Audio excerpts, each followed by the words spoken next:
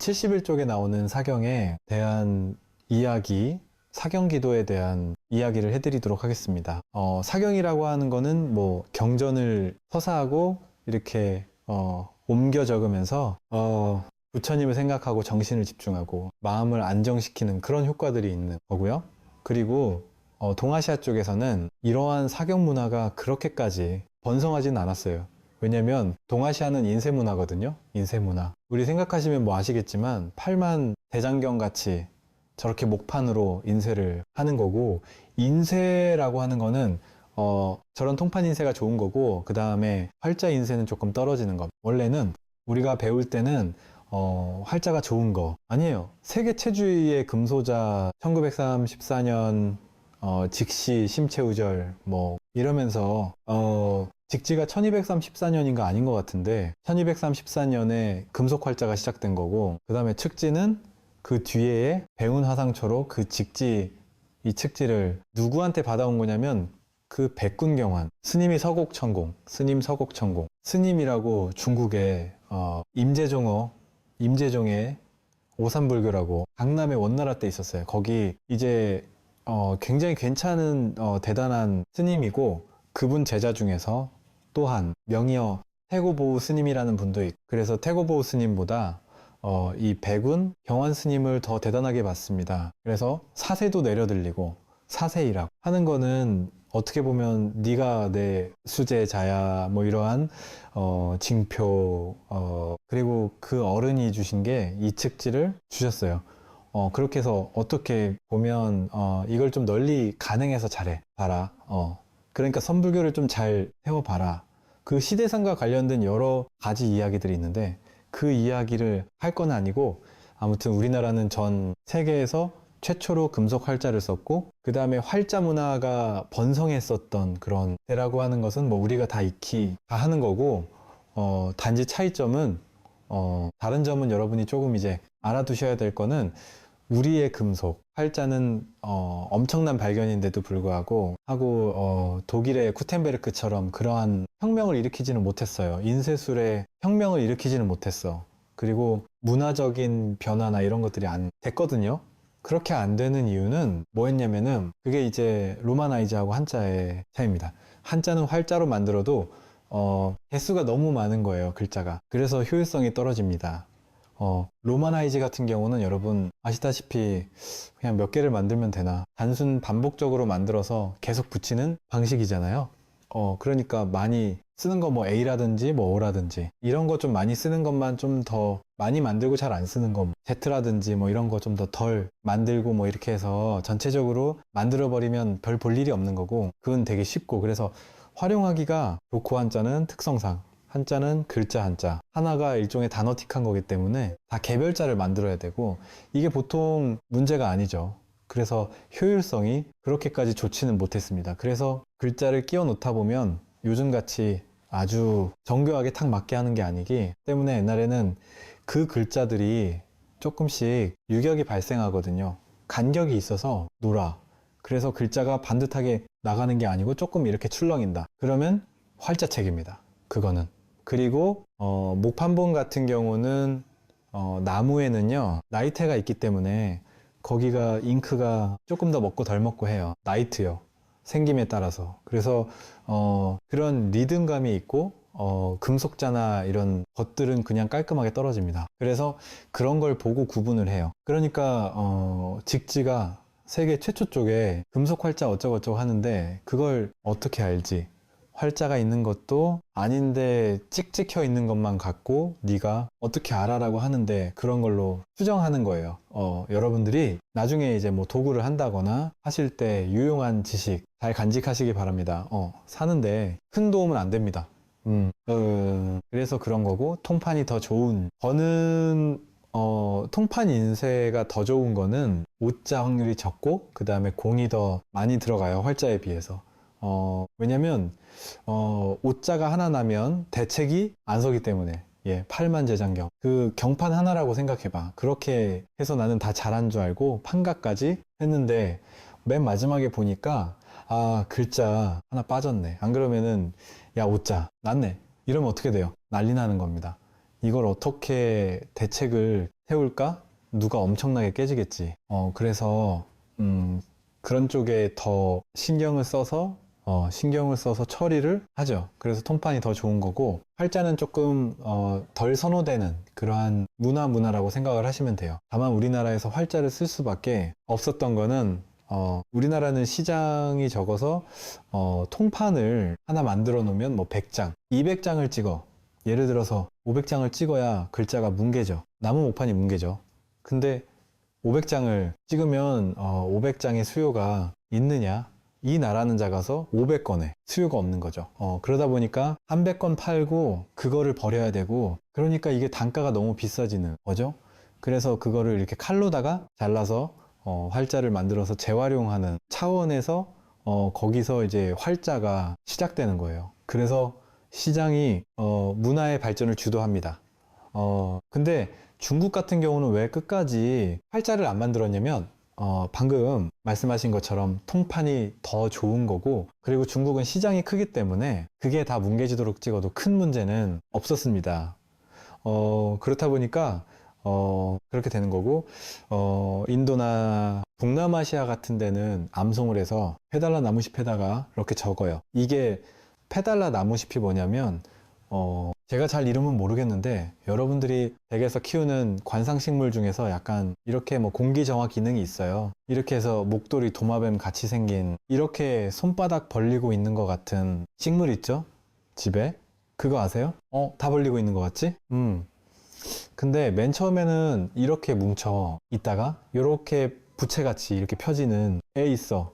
부채 같이 펴지는 애. 동그랗게 방구 부채처럼 이렇게 동그랗게 동그란 부채를 방구 부채라고 하거든요. 원형 부채. 그래서 그렇게 펴지는 그 식물 맨 끝쪽이 약간 뾰족뾰족해서 말라가는 애 있거든. 그거 그렇게 생겼는데 훨씬 크다 생각하시면 돼. 그래서 그게 이제 페달라 잎이고, 거기다가 옛날에 도대체 글씨를 어떻게 쓸까에 대한 고민은 더럽게 많았어요. 그래서 이집트에서는 파피루스 아시다시피, 그래서 그게 이집트 갈 때죠. 나일강에 갈 때 그거를 이렇게 우리 오이 마사지 할 때 쓰듯이 착착착 세로로 쓸어가지고 가로로 쫙 깔고, 세로로 쫙 간 뒤에 망치로다가 다다다리면 섬유 조직이 붙으면서 종이 같이 됩니다. 그리고 놀라운 거는 그게 섬유 조직이 좋아가지고 그렇게 가로 세로면 뭐 만드신다고 생각하면 되면 합판 생각하시면 됩니다. 합판. 그래서 이렇게 아주 강력하게만 접지 않으면 끊어지지 않아요. 이게 막 깨지거나 이렇지 않아요. 생각보다 탄성이 좋습니다. 그래서 거기다가 종이로 대신에 이렇게 썼었고, 그 다음에 중동이나 이런 데는 그 양피지죠. 양 가죽에다가 글을 썼었고, 그 다음에 점토판에다가 글을 써서 흙을 말리는 경우도 있었고, 그리고 중국으로 넘어오면 원래는 주간,木간이라 그래서 대나무하고 그 다음에 나무패를 이렇게 손가락 같이 해서 이렇게 만들어서 이렇게 긴발 묶듯이 이렇게 묶어가는 거예요. 그걸 주간 목간라고 하는 거는 나무 쪽으로 묶었다는 거고, 주간이라고 하는 거는 대 쪽으로 묶었다는 거고, 그래서 오늘날까지도 책자를 보면 이렇게 쓰거든요. 그게 주간이나 목간을 묶은 형태를 상징하는 상형 문자입니다. 상형 문자. 그래서 그런 데다가 쓰거나 안 그러면 이제 진짜 있는 사람들은 비단에다가 씁니다. 비단에다가 그걸 백서라고 합니다. 백서, 비단 백자를 써가지고 비단에다 쓰는데, 아시다시피 비단하면 어떤 일이 벌어질 것 같아? 단가가 세겠다. 이거 참 쉽지 않겠다. 그러니까 처음에는 인류 문명에서 처음에는 다 옮겨 쓰는 것밖에는 방법이 없었고, 옮겨 쓰는 것밖에 없었고, 종이라는 게 발견됨으로 인해서 체륜이라고 하는, 사람이 후안에 체륜 또 다 들어보셨을 겁니다. 한 번 정도는 체륜이 뭐 하는 사람인지는 잘 모르겠지만 체류 다 들어보셨을 거예요. 그래서 붓으로 쓰는 거 말고 이제 종이가 나오기 시작하는 거죠. 그냥 옮겨 적는 거 말고 체륜이 넷이거든요. 넷이거든요. 그리고 국가 프로젝트로다가 만든 겁니다. 그래서 요즘으로 말하면 뭐라고 할까, 뭐 청와대 무슨 수석 뭐 이런 역할을 하면서 종이를 만들어라 라고 하는, 그 얘기는 뭐냐, 아, 종이가 그 전에 있었구나라고 알면 정답인 거예요. 체륜이 종이를 만든 게 아니고 체륜 안정적인 수준의 종이를 대량 생산할 수 있는 방법을 찾은 겁니다. 그러니까 종이가 이렇게 하면 된다던데 라고 하면 종이가 이제 좀 돌기 시작한 거야. 그러니까 이게 종이가 좋지. 그러니까 국가적인 차원에서 기술 육성이죠. 중국에서 반도체 기술, 막 뭐 시진핑 주석이 밀어준다 이런 얘기 들어봤잖아요. 예, 그런 식으로 한나라 정부에서 그런 행동을 해서 만든 게 체륜의 종이. 예, 그리고 우리나라 이제 닥지. 그러니까 산이 많으면 종이가 상대적으로 유리하죠. 그리고 전 세계에서 제일 좋은 종이는 사마르칸트지입니다. 사마르칸트지.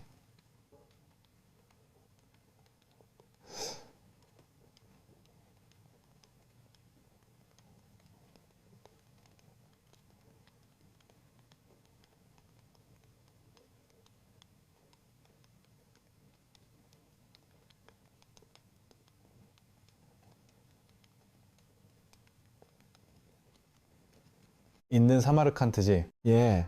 그래서 거기는 비단종이라고 종이가 아주 좋아요. 그래서 비단과 같다라고 해서 종이를 넣게 만들고 나서 돌로다가 막 문대서 그 살결을 매끄럽게 그러면 윤기가 벤질벤질 나는 거야. 그래서 그걸 비단종이라고 우리도 닭종이를 쌓으려는 이제 닭 그 껍질이 막 있지만 실제로는 나무 껍질 어깨 좋은 거는 싹 안쪽 섬유만 가지고 만들고 만든 뒤에 다듬미질 합니다. 다듬미질해서 조금씩 울럭불럭 할 거 아니에요. 종이를 이렇게 떴기 때문에 그것 부분을 다듬질로 해서 판하게 하지. 그게 좋은 종이에요. 그게 좋은 종이. 종이에 대해서 너무 오래 하고 있는 다음이 재지 기술이라고 하는 건 전 세계에서 엄청나게 중요한 발견이고 지금까지도 거의 뭐 크게 변동 없이 사용되고 있을 정도니까 얼마나 대단한 발견이야. 최근 들어서 인터넷과 컴퓨터, 스마트폰이 발전하면서 지금 재지 기술이 약간씩 대체되기 시작한 거지. 절대 강자죠, 그죠? 책 뭐 잡지 신문 절대 강자 썼잖아. 아니, 맞잖아. 당연한 얘기를 할 때는 동의를 합니다. 그렇게 버티는 거는 저녁까지 와. 가지고 이렇게 버티는 거, 정신 건강에 그게 좋지 않습니다. 그래서 동의합니다. 자, 봐봐. 최근까지 종이가 이렇게 똑같이 내려왔으니까 이건 대단한 발견인 겁니다. 그리고 이 종이 기술이 동아시아에 있었지만 이게 유럽으로 넘어가게 되는 결정적 사건에 우리의 나라 사람이 참여를 하죠. 그게 고구려 유민 출신이었던 고선지 장군입니다. 고선지 장군이 탈라스 전투에서 이슬람 세력과 붙었다가 계속 연전승하다가 탈라스 전투에서 이슬람에 패하게 됩니다. 그게 이제 어떻게 보면 당나라가 약간 기울기 시작하게 되는 전 단초가 되는 거고, 그러니까 계속지가 센 줄 알았는데 서쪽에 만만치 않은 놈이 나타난 거지. 그게 이슬람. 그래서 탈라스 전투에서 깨지면서 제지 기술자들이 서쪽으로 넘어가게 되고, 우리도 임진왜란 때 도공들이 일본으로 넘어가면서 나가기 도자기가 굉장히 이제 일본 쪽에서 이 삼평이라든지 심수관이라든지 이런 분들이 도자기를 만들고 그게 나가기 유업으로까지 발전하는 거예요. 그래서 제가 전에 그런 말씀 안 드렸나?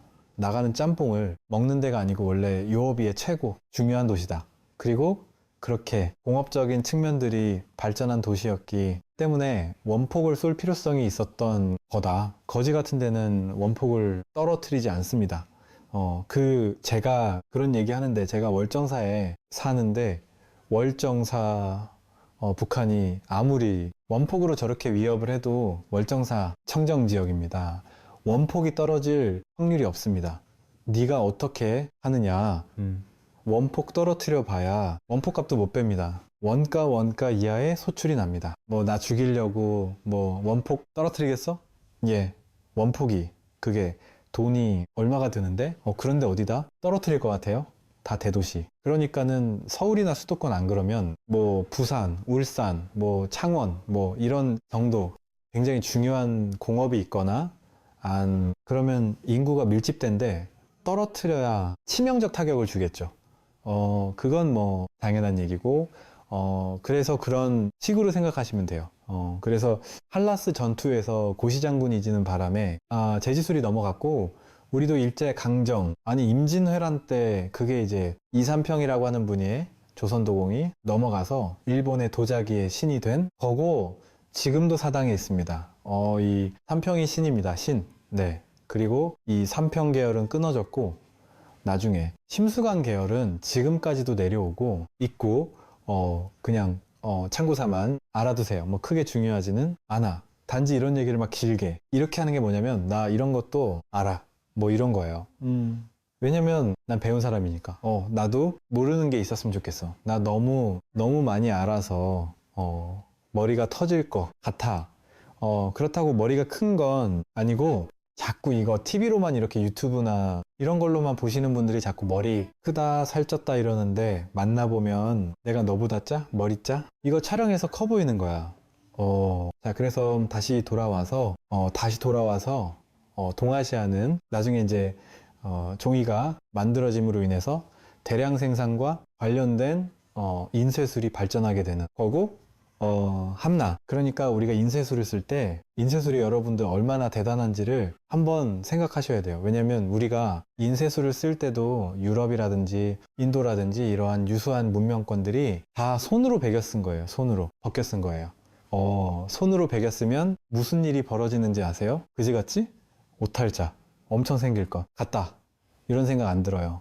그리고 베겨 쓴 걸 또 베겨 써봐. 난리 난다. 제가 늘상 말씀드리는 거 있잖아. 암송한다라고 하는 거. 암송으로 전승했어요. 그거 다 문제 있는 겁니다. 그리고 베겨서 한 땀 한 땀. 한 땀 한 땀이 문제예요. 한 땀 한 땀이 좋은 거 아닙니다. 그래서 그렇게 되면 오류의 개연성이 계속 존재하는 거야.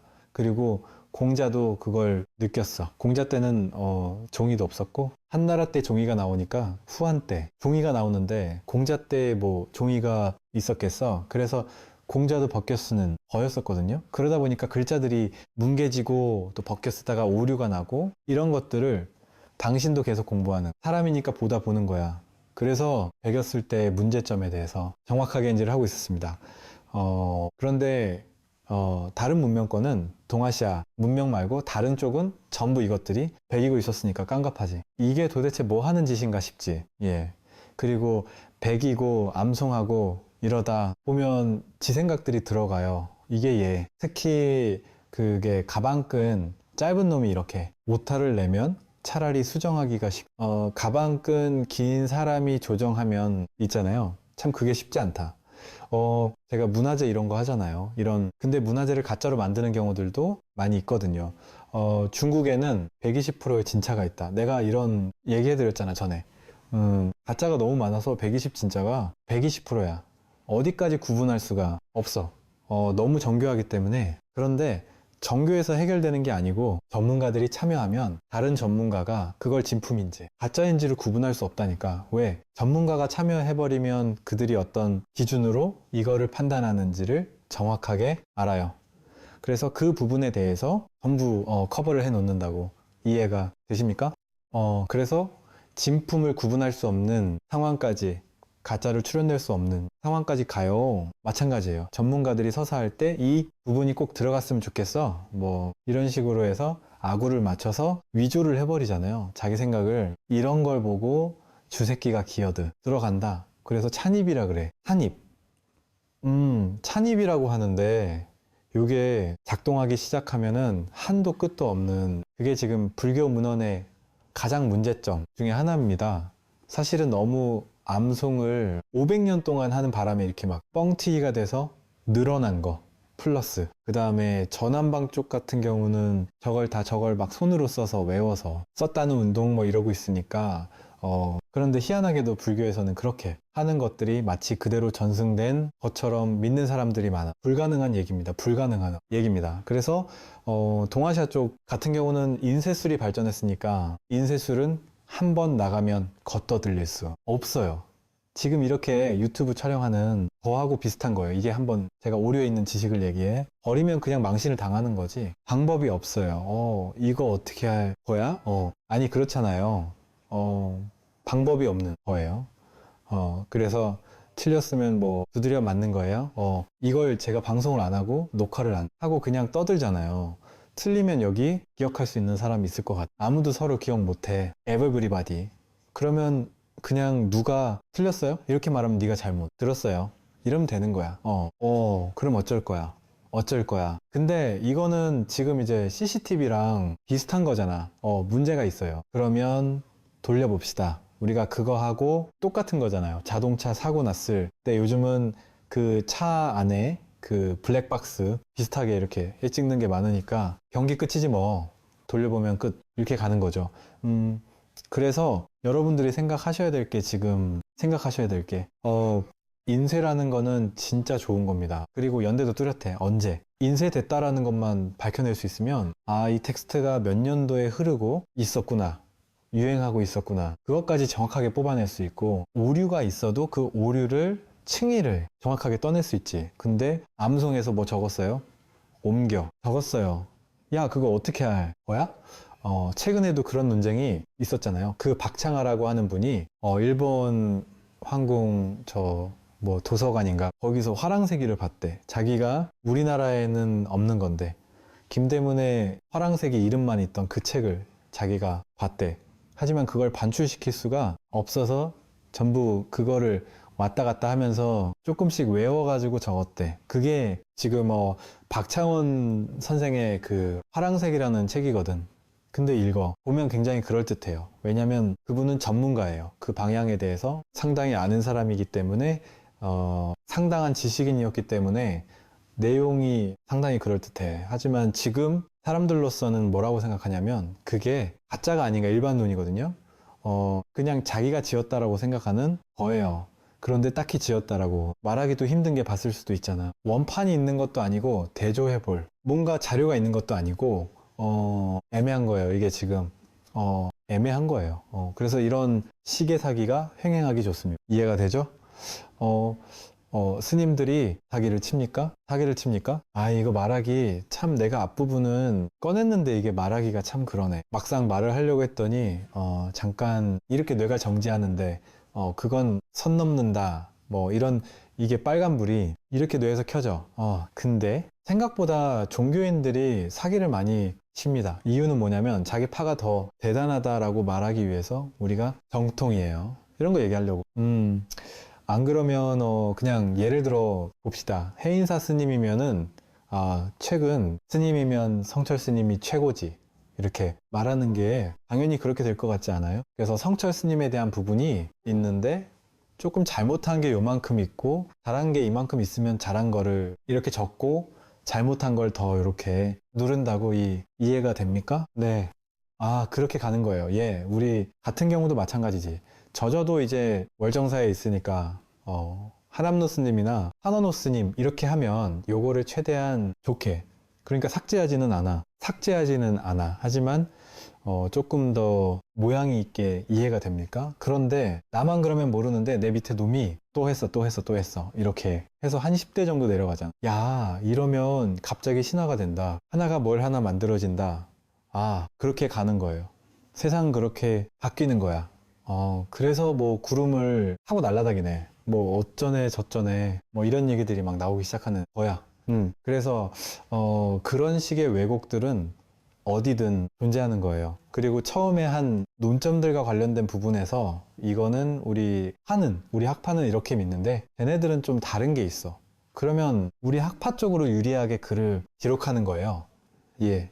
인간이라고 하는 거는 그렇게 가는 거예요. 그러니까 요거를 원래 이랬는데 얘를 이렇게 만들어요. 그게 아니야. 여기서 1도씩 바꿔가. 1도씩 이해가 됩니까? 하지만 500년 지나면 90도가 바뀐다는 목판이든 뭐 금속판이든 간에 인쇄를 하잖아요. 경기 끝입니다. 못 바꿉니다. 그리고 바뀐 게 보이지. 예. 그 뒤에 누군가가 수정했으면 왜 했는지가 익히지요. 대조해보면 얘가 이런 의도를 가졌네. 이게 보이죠? 이해가 되시죠? 세상이라는 건 그런 거예요. 그런데 동남아시아 같은 경우는 어떻게 됐냐면 이분들 같은 경우는 계속 적었잖아. 이렇게 그 페달라이의 인도도 그렇고 계속 적다 보니까 무슨 일이 벌어져요? 계속 이제 살이 붙는 거죠. 살이 붙는 거죠. 그리고 인쇄술이 없는 상황에서 여러분이 한번 생각을 해보세요. 우리가 새로운 철학이나 사상을 하나 만들었어. 원래까지는 없었는데, 야, 내가 화엄경을 요번에 하나 입수했잖아. 야, 이거 대단한데. 이러면 어떻게 돼요? 그거를 널리 퍼뜨려야지. 지금도 그런 행동들을 많이 합니다. 사찰에서. 그래서 법보시 같은 거를 해주세요. 이렇게 해서 뭐 금강경을 요번에 찍었습니다. 안 그러면 무슨 뭐 화엄경을 찍었습니다. 이런 일들이 있어요. 그런데 그거를 강조하는 문헌들이 있어요. 책을 보면. 그러니까는 서사, 공덕을 강조하죠.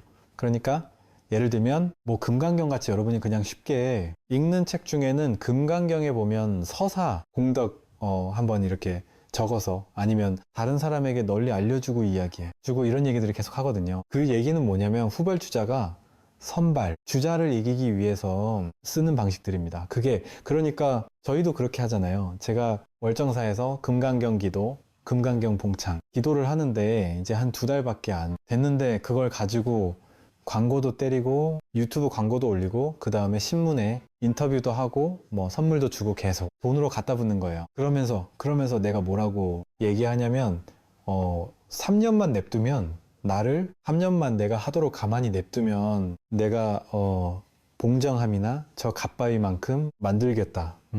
그런데 봉정함이나 갓바위가 TV 광고한다 이런 얘기 못 들어봤지. 왜? 거기 안 해도 돼? 안 해도 돼. 근데 나는 왜 그렇게 할까? 따라가야 되니까. 역전시켜야 되니까. 단기간에 그래서 서사공덕을 많이 강조하고 있다라고 하는 거는 야, 조금 불리했구나. 너네 이렇게 생각하면 돼. 너네 뭔가 퍼뜨려야 될 필요성이 있었네라는 정도로 읽으면 되고, 그리고 이제 대성불교에서 이런 서사를 얘기가 많이 있어요.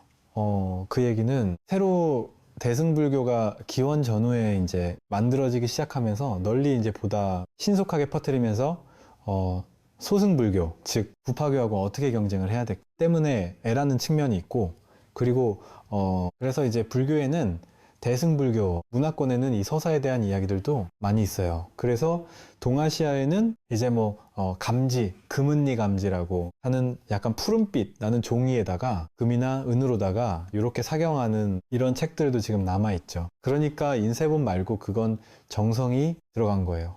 그러니까 인도나 동남아시아에서 서사라고 하는 거는 진짜 책을 만드는 거예요. 우리 찍으러 하면 인쇄당하는 거고 걔네는 인쇄 문화가 없으니까. 그런데 동아시아에서 서사는 책을 만든다는 개념보다도 내가 정성을 들인다라고 하는 개념이 강한 거예요. 이해가 다르죠? 그러니까 수행하는 하나의 방식으로 내가 지금 책을 쓴다. 그래서 절을 하고 책을 쓰는 경우도 있고 한 글자를 쓸 때마다 절을 한 번씩 하는 경우도 있고 예전에 지금 그 책이 어디 있더라? 정확하면 잘 모르겠는데 경운 스님이라고 하는 저 민비분입니다. 명성왕후 민비분인데 그분이 그 당시에 어떻게 보면 최고 구한말 최고 스님 중에 한 분이에요. 그 경운 스님이 민비가 의뢰를 해서 법화경을 사경을 하거든요. 법화경을 사경을 하는데 이제 민비가 후원을 해서 금자법화경을 사경을 했는데 그때 뭐 그런 얘기 있죠. 최고 큰 쓰임을 구해서 이제 당신 공덕을 증장하기 위해서 법화경을 사경하는 거예요. 예전에는 그러니까 자기가 사경하면 제일 좋지만 내가 귀족이고 뭐 이래 가지고 이게 좀 내가 직접 할 정도까지는 안 돼. 이러면 대타를 그렇게 기용하는 경우도 있어요.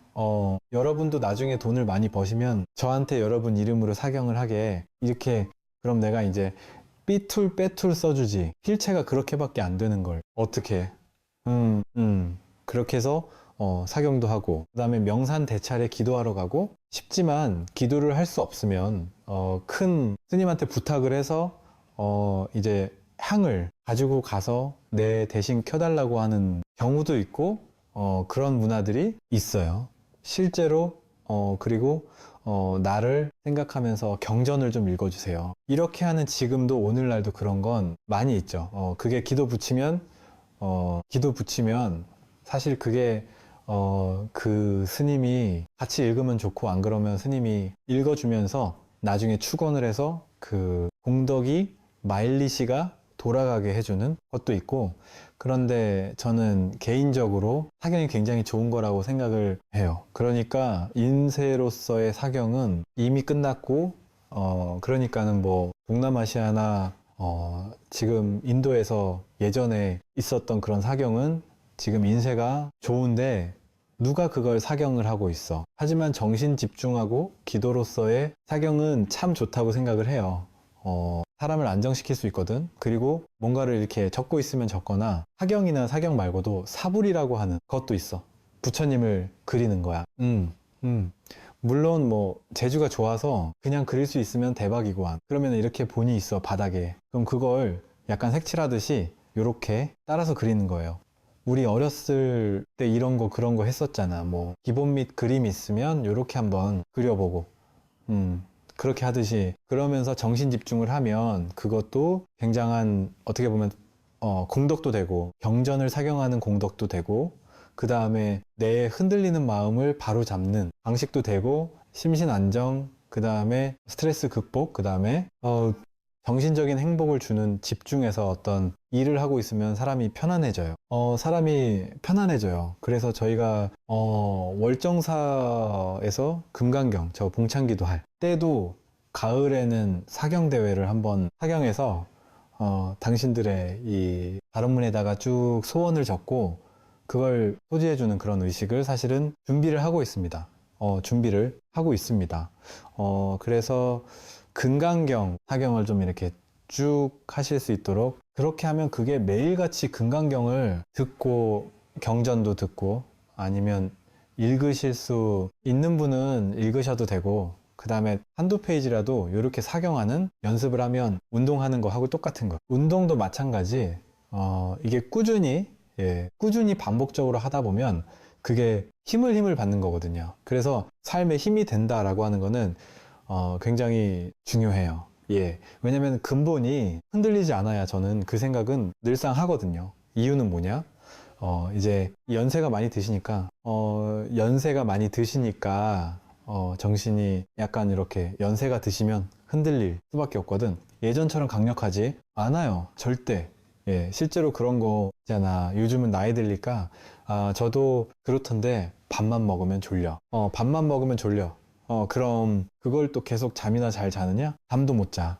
그러다가 또 깬다고. 그게 제가 말씀드렸었잖아요. 그런 게 체력이 떨어져서 나타나는 현상이라. 그러니까 어린애가 잠을 꾸준히 못 자고, 노인이 잠을 꾸준히 못 자는 거는 사실은 체력과 관련된다고. 체력이 떨어지니까 그렇게 할 수가 없는 거예요.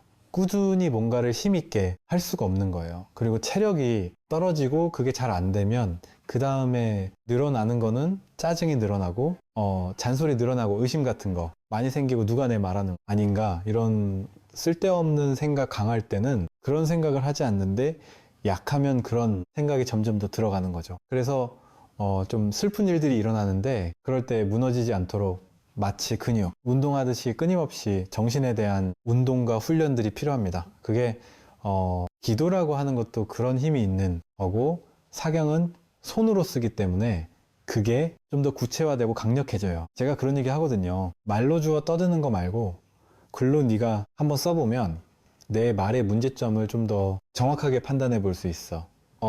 그리고 말을 잘하고 싶어요 라고 말하는 사람한테는 제가 글 쓰는 연습을 하세요 라는 말을 해요. 그게 왜 그러냐면 생각을 정리하는 습관을 가지게 되는 거예요. 물론 많이 해. 보면 굳이 그렇게 하지 않아도 돼. 하지만 익숙하지 않은 사람은 계속 그걸 반복해야 됩니다. 저희도 계속 그걸 반복해서 훈련한 사람이에요.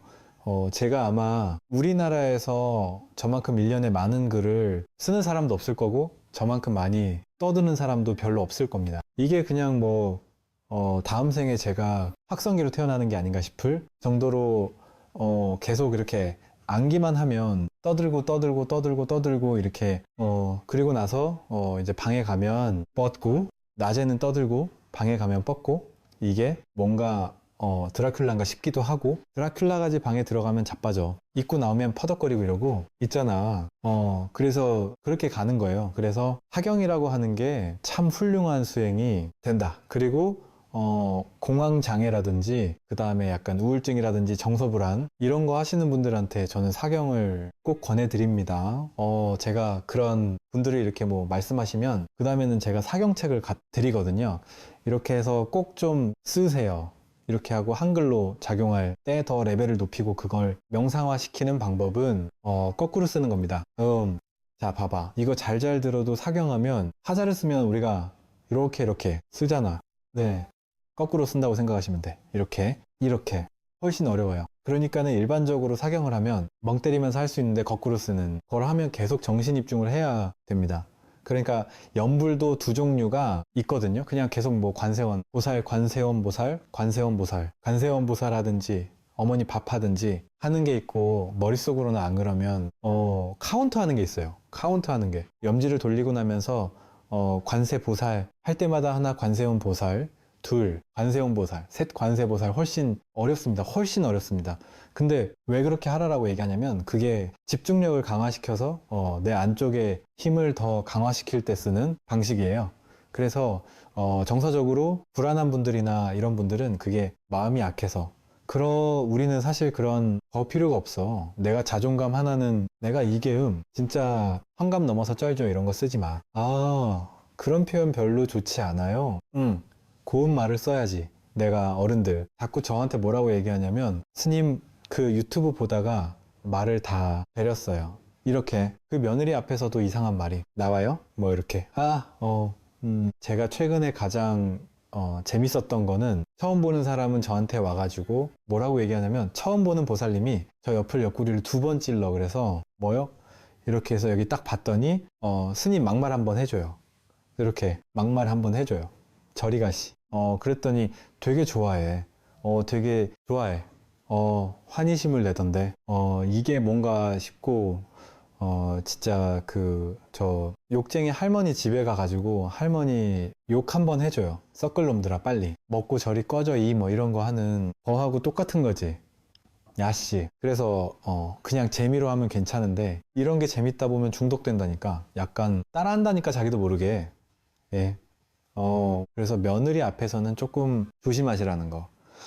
그리고 사경은 아무튼 심신의 안정을 위해서 굉장히 좋습니다. 그래서 너무 힘들지 않으면 좀 하루에 1장이나 2장 정도 제가 사경집 자체를, 사실은 금강경 같은 경우는 그 제작된 데다가 이름을 넣어서 뭔가를 할 수 있도록 그렇게 지금 뭐 구체화를 시키고 있어요. 그래서 그 말씀을 무빈 호스님한테 그게 전달이 되니까, 무빈 호스님이 너무 좋아하셔가지고 그건 굉장히 좋은 일이다 해서 당신이 이렇게 발언문도 써주시고 그 사인도 해 주시고 뭐 이랬었어요. 실제로 있는 일입니다. 있는 일. 그렇게 해서 사경할 수 있는 것들이, 그러니까 우리 같이 저 멘탈 강하고 그 다음에 젊은 분은 저는 뭐 안 해도 된다고 생각해요. 젊은 분들은 정신이나 이런 게 좀 흔들리는 분들만 하시면 될 것 같고, 근데 50대 중반 이후부터는 계속 좀 이제 이렇게 이게 정상입니다. 그리고 60 되고 70 되면 이거 이제 안 흔들리잖아요. 간 겁니다. 그래서 계속 진자 운동을 할 수밖에 없어요. 연세가 되면 어쩔 수가 없어. 그래서 그거를 마치 배에 닿을 내리듯이 그게 사경이라고 생각하시면 돼요. 그리고 그게 같은 시간에 꾸준히 하는 굉장히 좋습니다. 굉장히 좋습니다.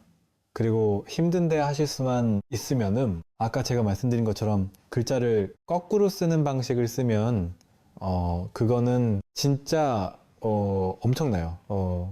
그건 명상입니다, 사실은. 명상입니다. 예전에 그게 명상법 중에서 그런 것들이 있거든요. 그래서 그게 명상이에요. 왜냐면 굉장한 집중이 됩니다. 한글 거꾸로 누가 못 쓰니까? 야, 그게 쉽지 않아. 그거 쉽지 않아. 산토끼도 거꾸로 부르면 이게 쉽지 않아. 그렇잖아. 그래서 산토끼 거꾸로 하면 뭐죠? 집토끼, 물토끼, 뭐 바다, 토끼, 불토끼 뭐 이런 거 하잖아. 그지? 못 들어봤어요? 들어봐. 잘 생각해봐. 뭐 그런 거 있잖아. 기토산 얘기하면 아이크 30이야 라고. 그런 그냥 쓸데없는 소리가 있어요. 그냥 웃자고 하는 얘기예요. 그냥 웃자고 하는 얘기. 예. 그래서 정신 집중하는데 굉장히 중요하기 때문에 염불이라고 하는 의미를 다시 한번 생각을 해보세요. 염불은 부처님을 생각한다는 거예요. 그래서 경전을 이렇게 쓰면서 집중할 수 있는 거. 그 다음에 아까 제가 사경 말고 사불이라고 하는 얘기를 했었잖아.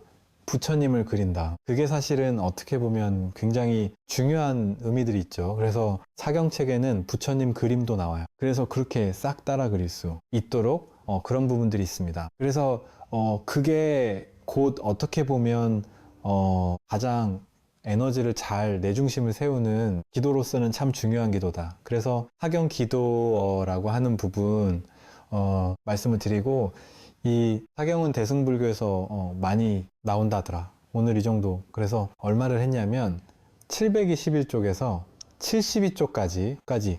안녕하세요. 자, 오늘 5강입니다. 마지막 강좌인데요. 강의 주제어들부터 보겠습니다. 명상, 심리치료, 계율, 수승, 수행.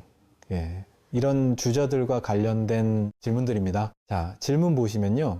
부처님께서 수행하신 방법과 현대 명상의 차이점과 공통점은 무엇인가요? 그래, 수행하신 방법하고 현대 명상의 차이점. 일단은 시간과 공간. 네. 부처님이 지금 원래 불기 몇 년도인가요? 적어도 이 몇백 년 됐죠. 시간이 굉장히 몇천 년 차이가 나고, 또 장소도 아주 다른 나라죠. 문화도 많이 다르고, 불성 원제는 불교의 이런 분은 부처님. 수행하신 방법이라고 한 거는 그냥 전통 그대로를 계승해서 유지하고 전승해 온 방법이고요. 현대 명상이라고 했을 때는, 현대 명상은 불교 심리학에 원래는 그 명상이란 말이 나온 건 이유는 불서양에서 쓸 때 이렇게 종교에 용어가 들어간 거를 과학적은 굉장히 알레르기 반응을 보였어요. 그래서 불교라는 말을 쓰지 않고 대신 불교 심리를 그냥 명상이란 말로 이제 불교를 얘기한 건데, 불교 심리학에다가 서양의 심리치료가 가미되고 거기에 서양의 과학이 가미됐습니다. 그 명상하면은 불교 심리학을 재료로 해서 그 다음에 서양의 심리치료라고 하느니 뭐라 그래야 되죠? 그게 저게 소스가 들어갔다고 할까요? 그럼 과학이라고 하는 좋은 그릇에 내놨다, 이렇게 생각하시면 되겠습니다. 그러면 불교의 수행, 부처님께서 수행하신 방법 그냥 그대로 수행하신 거 오늘날에 와서도 그 상황 그대로 이제 잘 전승해서 쓰는 건데, 자, 그러면은 이제 여기에서 우리가 느껴지는 거는 또 하나 뭐 있어요? 가르치는 그 스승이 다르죠. 그때 당시에는 부처님이었고, 또 이후에 오면서 제자, 그리고 배우는 사람이 또 다르겠습니다. 현대인들하고 그때 당시에 배우는 사람도 다르고, 시간과 공간은 지금 동양이라고, 한양이랑 다르죠.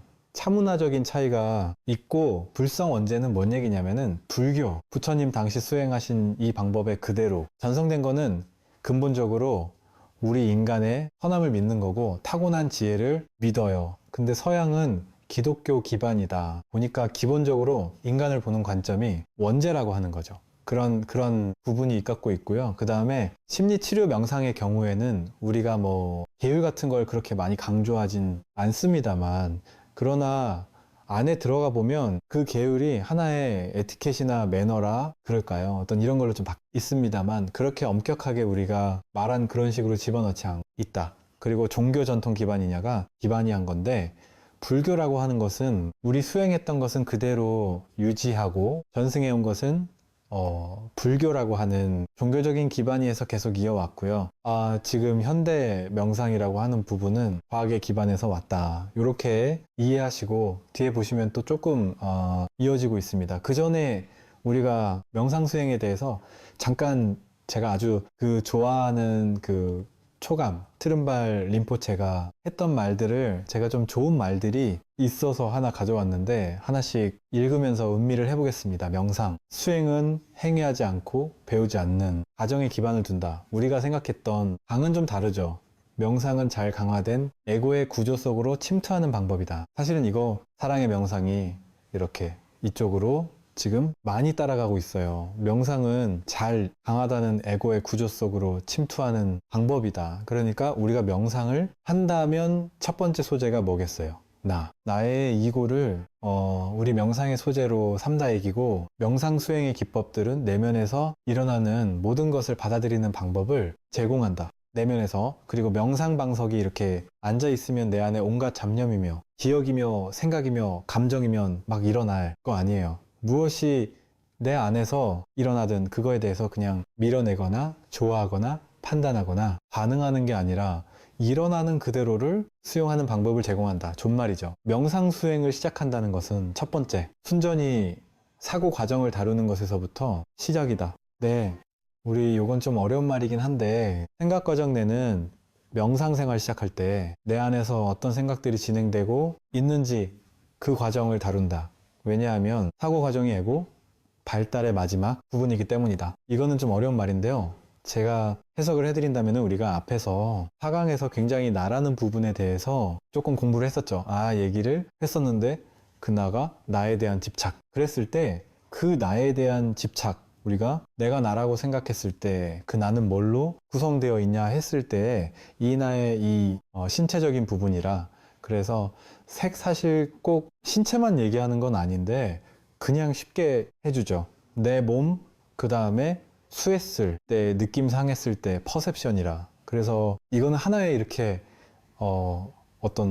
이 수느낌이 좋은 느낌, 싫은 느낌이 있으면 이 하나의 방향성을 갖게 되는 거예요. 좋은 느낌을 향하게 되고 싫은 입금 밀어내게 되고, 좋지도 싫지도 않으면 뭐예요? 그냥 무감각하게 가만히 있는 거죠. 근데 그게 색수상이에요. 한자로는 생각상자입니다. 그 다음에 색수상행일 때 행위, 여기서 이제 행을 얘기합니다. 근데 거꾸로 들어간다는 거지. 거꾸로 말이 좀 어렵죠? 잊어버리셔요. 애국 발달의 마지막 부분이기 때문에 방법은 단순해야 된다. 그래서 명상생을 시작할 때는 호흡이나 걷기에 대한 자각부터 시작한다. 호흡도 뭐예요? 호흡을 우리가 집중하다 보면 내 배 아랫전이나 코나 이쪽을 생각한다는 건 몸 관련했으니까 호흡이 결국 우리 신체 기반도 없고 걷는 것도 마찬가지예요. 그래서 세 개 출발했는데 일단 우리 마음에서 일어난 것들을 좋지도 나쁘지도 않고 그냥 번뜩이는 생각일 뿐인 것으로 수용하게 되면 우리는 그것을 받아들이게 된다요. 정말 뭐 쉬운 말은 아닙니다만 그 다음 사고 과정에는 행에는 그 다음에 오히려 상으로 넘어오는 건데, 개념에 장벽이 개념을 밀어내려고 하지 말고 개념들의 본질을 봐야 한다죠. 나쁜 것은 없다. 개념은 전혀 상관없는 평가에 기반을 두고 있다. 평가의 씨앗을 심는 것을 멈춘다. 뭔 얘기냐? 명상을 할 때 어떤 그 일어나는 생각들 개념이, 이런 것들이 일어날 때에 그 생각이 좋고 나쁜 건 없으니까 명상에서 뭐 내가 뭘 보고 뭐 불보살님 만나고 아니면 누구 질투하는 걸 보거나 누구 죽이는 거 보면 내가 하들 놀릴 수 있잖아요. 근데 그럴 때 그러지 말아라. 그걸 그대로 손님으로 봐라 이거죠. 나로 보지 말고 내 안에 좋은 생각, 나쁜 생각, 내가 좋은 생각했다고 해서 난 좋은 인간이고 나쁜 생각해서 나쁜 인간이가 아니에요. 명상방사 안에서는 일어날 때 그것을 오로지 찾아온 나를 방문한 손님으로 보고 그것을 그대로 주시하라는 거죠. 평가하지 말고 그걸 거기에 반응을 하면 뭐예요? 다시 판단 비교하는, 관념하는 씨앗을 심게 되는 거니까 무엇이어다든가 그걸 나라고 보지 생각하지 말고 그냥 그대로 지켜봐라, 이런 얘기예요. 그래서 다음 과정은 사랑 미움과 같은 감정의 장벽이다. 나쁜 감정을 밀어내려고 애쓰지 말아야 한다. 그러니까 우리가 수치심 일어나거나 질투심이 일어나거나 뭐 이런 게 일어난다고 해서 그것을 어떻게 밀어내려고 했으지도 말고, 뭐 좋은 게 일어난다고 했어도 그러지 말고 그냥 그대로 그 또한 뭐예요? 감정도 날차운 손님이다. 명상방석에서 얘기입니다. 이럴 테면 짜증을 억제하거나 내버려 두지 말고 짜증의 구체적인 특질을 감각하고 느껴봐라. 짜증을 그대로 보라는 거예요. 주시하다, 이런 얘기입니다. 괜히 이제 중간에 가다 제가 명상 수행에 대한 설명을 잠깐 드렸는데요. 자, 명상과 심리치료의 차이에 대한 또 질문입니다. 불교 심리치료와 서양 심리치료 이해가 필요한데요. 명상과 심리치료 차이를 인간에 대한 관점에서 아까 잠깐 나왔었죠. 인간을 볼 때 지금 아까는 현대서양이고 지금 아까 앞에서 명상 얘기는 이건 또 불교. 명상 혹시 헷갈리셨을지 모르겠는데 어쨌든 우리 불교를 기반하니 명상에 대한 얘기인데요. 명상에는 아까 말씀드렸듯이 불교 심리학을 기반으로 해서 서양의 심리치료가 들어왔고 그 다음에 소스를 쳤고 그 다음에 과학이라는 그릇에 그랬잖아요. 그런 거에 대해 그렇기 때문에 명상은 기본적으로 불교라고 하는 소재를 갖고 다루고 있어서요. 명상은 관점이 불성열래. 장본과 인간은 본질적으로 선하다. 인간은 원래 지혜롭게 타고났다. 이렇게 인간에 대한 관점이 절대 긍정입니다. 절대 지혜예요. 그런데 심리치료, 서양의 심리치료 같은 경우는 역시 서양에서 온 거라서 원죄라고 하는 이것이 밑바닥에 깔려 있다. 이렇게만 보시고 너무 이걸 깊이 심리치료가 그렇다 이렇게는 이해하지 마시길 바랍니다. 요즘의 심리치료는 서양의 심리치료가 명상을 거의 다 받아들여서 하고 있기 때문에 저 부분에서 많이 자유로워졌으니까요. 두 번째 치료 실제인데요. 심리치료라고 했을 때는 문제나 증상, 불건강에 초점을 둔다. 치료는 역시 뭐예요? 치료하는데 목적을 두기 때문에 그래서 주로 뭐예요? 그 문제가 왜 발생했나, 그 증상이 왜 언제 어떻게 발생했나를 좀 따져보기 때문에 주로 과거 중심적이에요. 초점이 그리고 불편을 제거하거나 또는 회복하려는데 더 관심을 갖고 있다면 명상은 인간의 근본 건강에 초점을 갖고 있습니다. 그래서 현재 중심이에요. 과거에 어떻다라는 따져보기보다는 관점이 현재 초점을 두고 있고 현재 일어나고 있는 걸 있는 그대로 수용하는데 더 관심을 두고 있다. 이렇게 이해하시면 생각을 것 같습니다. 그 다음에 제 그 경험과 이론의 영역인데요. 명상은 직접 경험을 강조합니다. 그러니까 명상에서는 이론적으로 많은 걸 설명하거나 개념적인 거 설명하는데 중점을 두진 않아요. 근데 이제 심리 치료 같은 경우는 아무래도 이론적인 이해, 개념적인 이해나 설명을 더 비중이 훨씬 높습니다. 그 다음에 그러다 보니 치료자 훈련에 있어서도요, 명상 지도자를 훈련한다고 하면 어떻게 되냐? 당연히 이론도 알아야 되지만 중요한 거는 지도자가 실제 체험 경험이 있냐 없냐, 직접적인 이 체험 경험이 있냐 없냐가 굉장히 중요합니다. 그러니까 말로서만 설명하면은 엄청 어려워져요. 굉장히 쉬운 단순한 것이 엄청 난이하고 복잡하고 어려워지는데 이론 교육이 치료자 훈련은 사냥, 치료자 교련은 주로 이론 교육에 더 많이 들어가 있어요. 물론 실습도 좀 있긴, 상담 실습이나 이런 건 하지만 그거는 이제 굉장히 기법적인 요소고요. 명상에서는 직접적으로 체험하다. 그래서 우린 그런 걸 뭐라고 하냐? 극단적으로 예를 들기를, 선에서는 예를 들어 사과가 있다. 사과는 이렇게 생긴 거고 이런 뭐예요? 영양소가 포함되어 있고 이런 계절에 이런 온도에 이런 죄잘하고 사과에 벌레가 없으려면 이런 약을 치고 이렇게 공부하는 거라면 명상에서는 뭐예요? 일단 사과를, 이게 사과에 먹는 거죠. 먹어보면서 사과는 이런 맛이고 이런 온도고 이런 느낌이고 이런 감각이고 뭐 이렇게 그대로 먹으면서 얘기합니다. 그래서 좀 다르다. 많이 좀 다를 수도 있죠. 그러나 요즘은 이것이 많이 겹쳐서 나오고 있다. 이해하시면 되겠어요. 명상을 기반으로 하는 심리치료는 이 둘 사이를 통합하고 진화하고 있는 과정 중에 있기 때문에 요즘에 와서는 이 두 개가 통합돼서 나오는 게 많아서 지금 말씀드린 대로 너무 이렇게 고정적으로 이해하시면은 너무 편견을 갖게 되니까 참고하시기 바랍니다. 명상과 심리 치료를 하는 개인의 태도의 차이가 많이 있을 수 있어요. 그렇기 때문에 그래서 치료에서는 무엇인가로부터 회복하려고 하는 노력에 이날이 불편함을 제거하거나 극복하는데 도움이 되는, 그래서 기법을 찾는다. 그럼에 비해서 명상적 태도라고 하는 것은 자기 자신을 있는 그대로 받아들인다. 경쟁적인 측면은 그렇기 때문에 버려야 할 것이라기보다는 살펴봐야 하는 거. 제대로 명상을 하게 되면 치료의 개념은 중요하지 않게 된다. 중요하다면 명상이 치료가 되는 시입니다.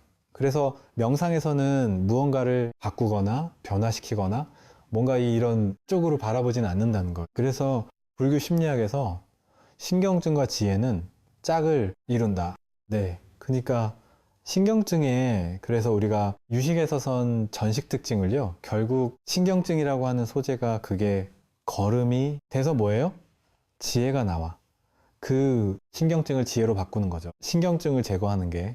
그래서 치료자는 자기 자신과 친구가 되도록 도와준다. 치료자라는 것은 아까 뭐라 그랬어요? 기본적으로 명상은 그 개인의 내면의 지혜를, 타고난 지혜를 불성을 믿기 때문에 치료자가 뭔가 그를 바꿔놓거나 변화시키는 게 아니라 그냥 그 사람이 자기 내면의 불성을 보도록 도와준다는 거죠. 자기 내면의 지혜를 만날 수 있도록 도와주는 거다.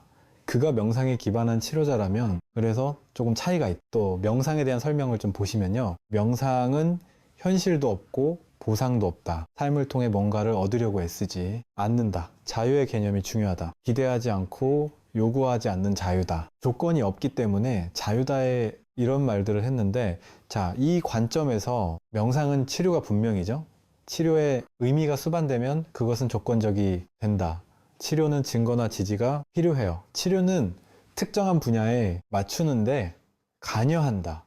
조건이 없는 자유의 개념이 명상이다. 그래서 사실 전통적으로 이렇게 명상을 하고 수행을 해온 경우가 요즘이 와가지고 이제 이렇게 학문 기반으로 들어가게 되면 굉장히 애를 먹습니다. 왜냐면 치료 이쪽 분야로 가게 되면 이게 증거를 제시해야 되고 효과를 증명해야 되고 이런 것들이 나오게 되거든요. 그래서 이런 부분이 좀 있기는 한데 그래도 지금 잘 되어가고 있는 중이에요. 그러니까 우리 불교의 심리학과 서양의 치료가 맞나? 과학과 만나서 상당히 잘 통합되고 있는 중입니다. 자, 질문입니다. 선인성과 악인학과라고 하는데 요즘 뉴스를 보면 악한 사람이 더 잘 살아 보인다. 너무나 공감이 가죠. 웃을 일도 아니에요. 사실 참 뭐 어쩔 수 없죠. 현상세계는 상대적, 참진치애고 번뇌망상이 주도하는 사회다. 도적 기준이 상대적이고 그래서 교육이 필요하고 사회적 가치, 윤리를 선도적으로 이끌어가야 한다. 선거에 동참하고 올바르게 보고 듣고 말하고 행동하고 팔 정도로 알고 배우고 실천하는 사회로 이끌어가야 한다. 행동하는 불교가 필요하다. 이랬는데요. 그저 선인선과 악인화과가 잘 우리 현상, 세계에서 되지 않는 이유는 왜 그럴까? 이 현상 세계에서는 우리가 너무 이렇게 뭐라 그래야 되죠? 이 번뇌망상 탐진치 에고가 주도하는 사이들 약간 좀 부정적인 그게 좀 당기긴 했는데 우리가 하나라도 먼저 깨친 사람이 자 이제 밑에 보면은 창고해가 금강경에 났거든요. 금강개경 내용이 첫 번째 뭐냐면은 최고의 깨달음, 최고의 완전한 궁극의 깨달음을 얻고자 하는 사람이 어떻게 그 마음을 다스리고 어떻게 그 마음을 유지하고 잘 닦아야 하냐라고 부처님께 질문했을 때 부처님이 이 세상에 단 한 중생도 빼지 말고 제외시키지 말. 그 모두를 다 제도해라 이런 말이 나오거든요. 그래서 자 불교가 그 최고의 지혜 경전에서 그렇게 말하고 있어요. 그러니까 내가 뭔가를 하나를 이해하고 배웠으면 적극적으로 현실에 동참하고 참여해야 되는데 실제는 어떠하냐? 명상을 하거나 수행을 하게 되면 자꾸자꾸 이렇게 피하게 돼요. 왜냐 이상이 너무 편안하고 좋으니까. 그래서 뭔가 좀 산으로 가고 싶고 조용한 데 있고 싶고 상대하고 싶지 않고 또 어떻게 보면은 또 그런 유형의 사람이 또 불교 수행을 보면서 그렇게 받아들여서 또 출구하고 싶어 하기도 하고 수행을 하고 싶어 하는지도 모르죠. 근데 사실은 진짜를 자세히 들여다보면은 반대입니다. 내가 하나라도 배웠으면 배움이 필요한 사람한테 적극적으로 가르쳐주고 또 내가 하나라도 조금 더 알거나 여유롭거나 하면 그렇지 않는 사람을 도와주고 이래서 적극적인 어떤 사회, 참여 불교, 행동한 불교를 얘기하고 있는데 그러지 않아서 어떤 의미에서는 좀 선인선과 아닌 아까 하는 부분도 있는데 아마 옛날에 우리가 이거 아주 옛날에 제가 굉장히 어렸을 때 지금은 뭐 쌀에 돌이 없잖아요. 제가 굉장히 어렸을 때는 쌀 하면은 돌을 이렇게 바가지로 이렇게 일인다. 그래요.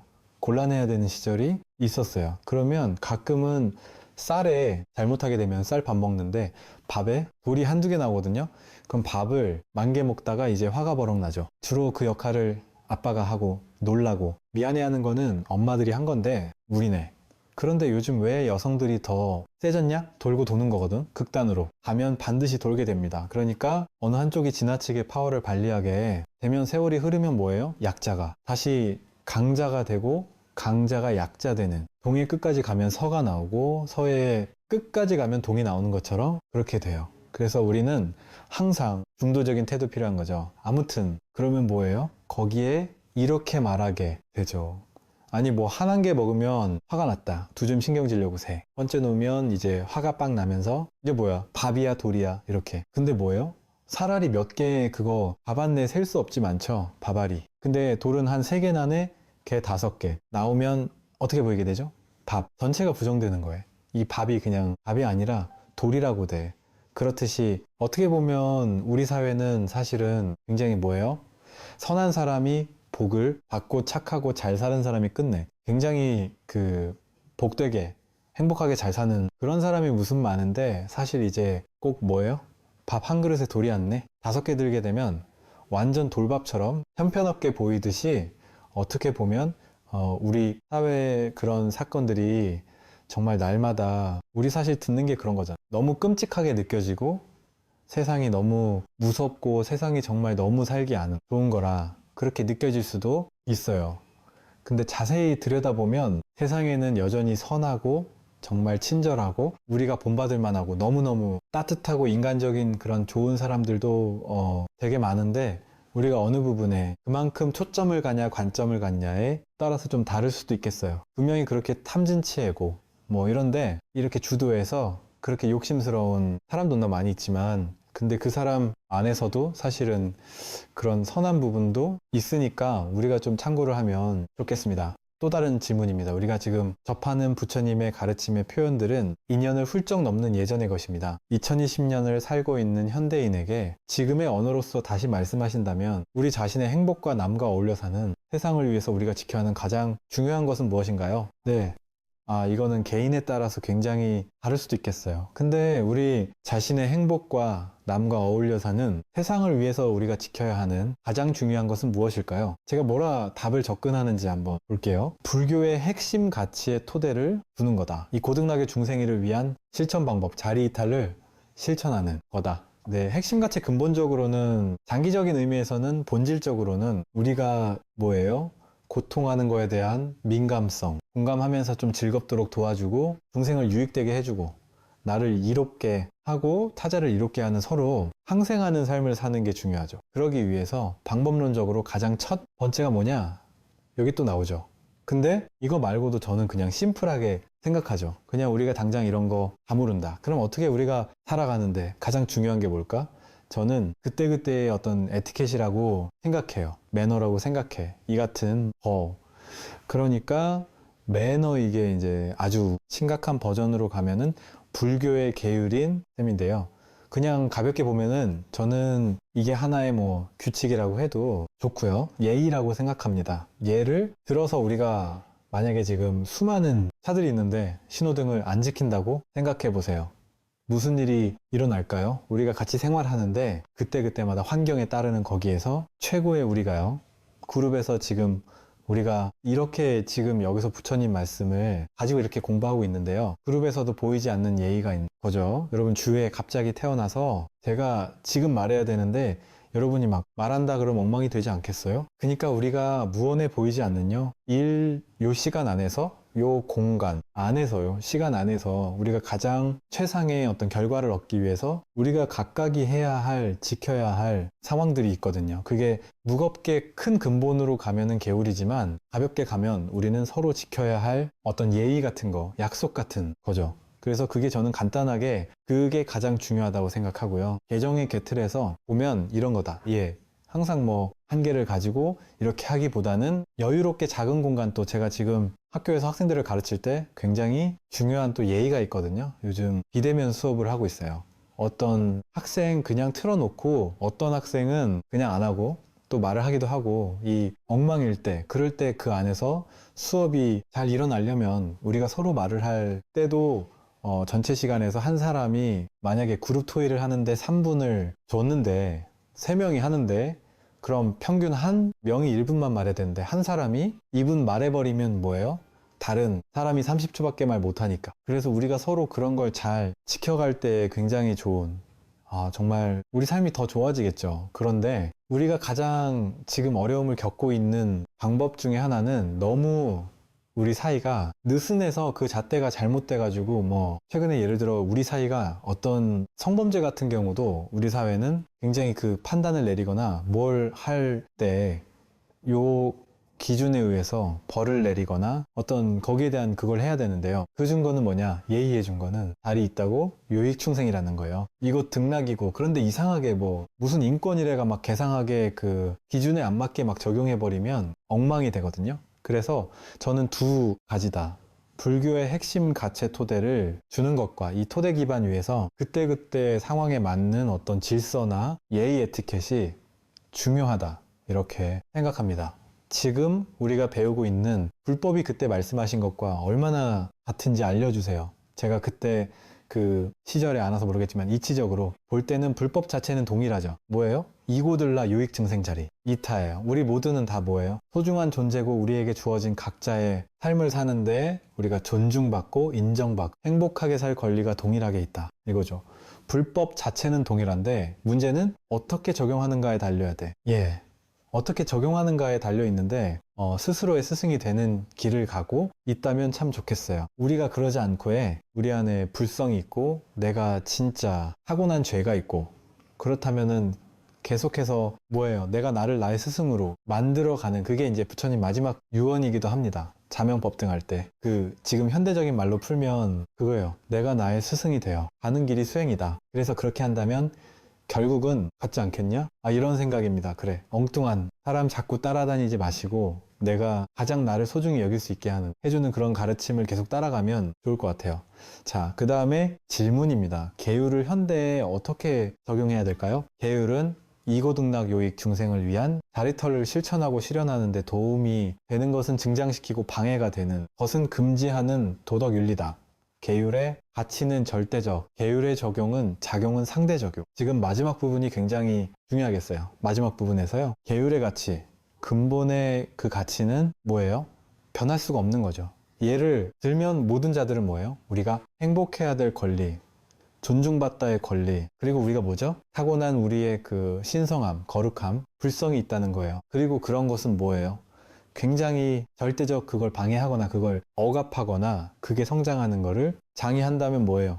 그런 걸 못하게 하는 거예요. 그걸 방지하는 것이 뭐예요? 계율이죠. 또 그거를 잘 증장시키고 오게 하는 방법도 계율이에요. 그런데 계율의 적용은 상대적이다. 그런데 2년 전에 계율가에 지금의 계율이 같다면 너무 이상하지 않겠어? 그리고 그게 그 당시에 인도에서 했던 계율, 지금 우리 한국에 와서 사용한다면 이것도 이상하지 않겠어요? 상황에 따라서 계율을 가치는 뭐예요? 인간 존중이에요. 절대 동등하다는 거예요.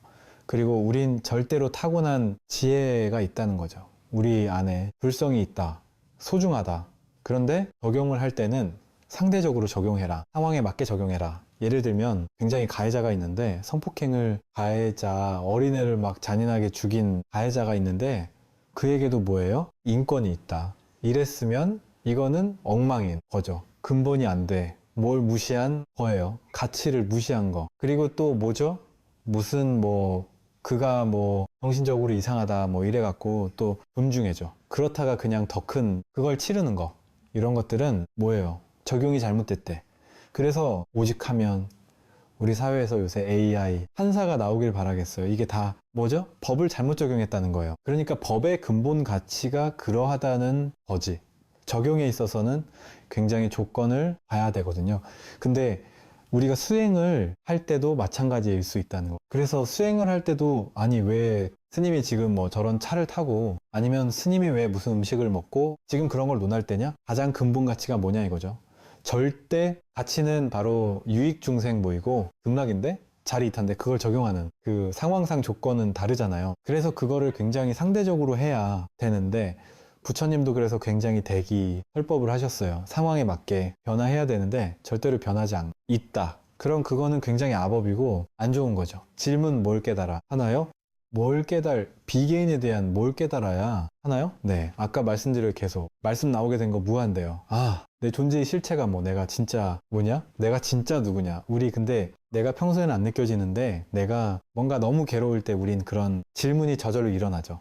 정말 누군지 모르겠다. 내 마음 나도 모르겠다. 그러니까 우리가 고통을 뭘로 삼아야 되겠어요? 바로 우리 수행의 소재로 에너지로 삼는 거죠. 그래서 뭘 깨달아야 되냐? 내 존재의 실체가 뭐냐? 내가 진짜 누구냐? 그래. 그래서 근데 우리가 그걸 깨닫는데 너무 집중할 필요는 없어요. 부처님이 깨달아 놓으셨거든요. 우리는 영기적 존재다. 서로 더불어 살아가는 상대적 존재다. 그러니까 서로 존중해야 된다는 거예요. 그러니까 어떻게 보면요. 깨달음 이상 실천이 중요하겠죠. 왜 부처님이 이미 발견해 놓으셨다니까요. 발견했는 걸 내가 또 발견하겠다고 이미 발견해 놓으시니까 연기적으로 내가 머물고 연기적으로 행동하고 연기적으로 살면 되지 않냐? 그런데 연기가 좀 이해가 안 가. 그러면 계속 뭐예요? 내가 실제 그렇게 살려고 노력하면서 노력 속에서 실천 속에서 뭐예요? 연기를 깨달아야 다른 질문입니다. 부처님을 만나고 싶을 때마다 만날 수 있는 방법에 대해 알고 싶습니다. 아유, 이거 명상실 다 같이 하기로 했는데 시간이 들란가 모르겠네. 그냥 한번 읽어보세요. 부처님을 만나고 싶을 때 지금 부처님을 어떻게 만날 수 있냐? 내가 눈을 감고 편안하고 내가 가장 머무르고 싶은 여러분이 들으면서 눈 감고 한번 이렇게 음미해 보세요. 자, 눈 감으시고 음미해 보세요. 굉장히 편안한 자세 릴렉스 하시고요. 그리고 눈을 쭉 감으시고 심호흡을 해 봅니다. 그러면서 이 순간에 내가 가장 머무르고 싶은 아름답고 편안하고 행복한 장소를 한번 떠올려 보세요. 뭐 구름 위에 계셔도 좋고 고요한 숲에 계셔도 좋고 한 바람이 해변 가도 좋고 어디든 다 좋습니다. 여러분이 즐기고 싶은, 특히 코로나 상황에서 한번 생각해 보세요. 즐기고 싶은 그 장소를 상상하시고 여러분이 그곳에 있다고 생각하세요. 잠시 후에 부처님이 여러분 방문할 거예요. 부처님이 여러분에게 방문한다고 상상을 합니다. 그리고 박물서 부처님을 맞이하세요. 자, 부처님을 잠시 여러분의 공간에 자리를 잡고 부처님께 자리를 권해 드리고, 그리고 부처님과 함께 있는 상황을 음미합니다. 그리고 부처님이 여러분에게 들려주실 말씀을 한번 이렇게 상상해 봅니다. 부처님 지금 이 순간에 여러분과 함께하고 있다고 생각했을 때 부처님이 여러분에게 무슨 말을 해주실 건가? 여러분이 청할 수도 있어요. 아니면 여러분이 또 부처님께 하고 싶은 말을 할 수도 있는 거예요. 여러분의 부처님 말씀을 듣기도 하고 하기도 하고. 네, 잠깐 음미하시면은 이제 작별을 준비해야 돼. 그냥 부처님을 이렇게 편안하게 작별하시는데 제가 이게 지금 명사를 조금 길게 해야 되는데 시간 강상 그냥 짧게 했어요. 여러분은 언제든지 상상할 수 있어요. 그게 잘 안 되면 법당에 앉아 찾아가서 불상을 보시면서 상상해도 되고, 가능하다면 여러분의 그냥 공간에서 상상하셔도 됩니다. 왜 그게 가능하냐? 항상 떠올려서 부처님을 늘 소환해도 돼요.